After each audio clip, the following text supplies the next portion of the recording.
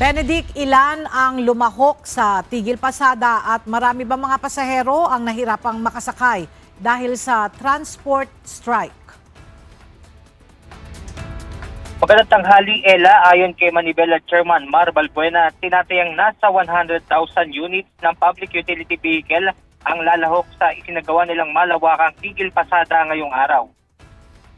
Alas 7 ng umaga kanina na magtipon-tipon sa tapat ng isang gasoline station ang grupong Manibela bilang simula ng 2 araw na transport strike.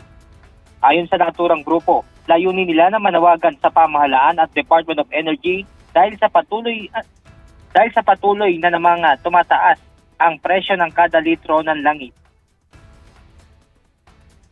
Kaya namin ito sinasagawa ngayon para maiparating sa kanya, sa ating mahal na Pangulo, kung ano na ba ang solusyon na naiisip nila para maibsan yung napakahirap at napakabigat na pagtaas ng presyo ng mga produktong petrolyo. Ano na ang solusyon sa loob ng halos 6 na buwan? Bukod sa panawagan na mababasura o maamyendahan ng Oil Deregulation Law, nais din ng Manibela na maghain ng petisyon sa Land Transportation Franchising and Regulatory Board para humirit ng dagdag na singil sa pamasahe. Itong fair increase po na hinihingi namin, hindi kami ay para yumaman, kung hindi para makasurvive sa krisis na to.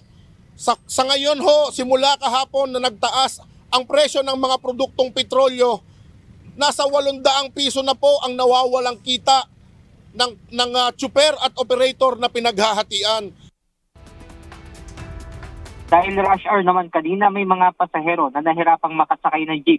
Nagkaroon din kanina ng pagbagal ng daloy ng mga sasakyan sa bahagi ng Pilcoa sa Commonwealth Avenue patungong Elliptical Road.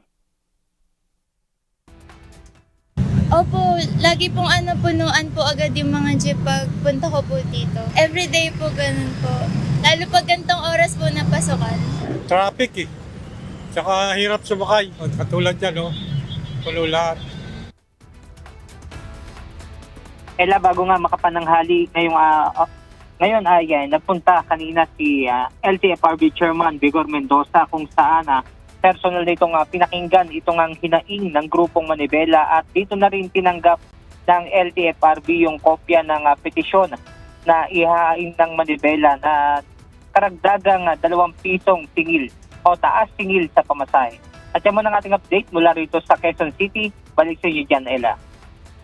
Maraming salamat, Benedict Samson.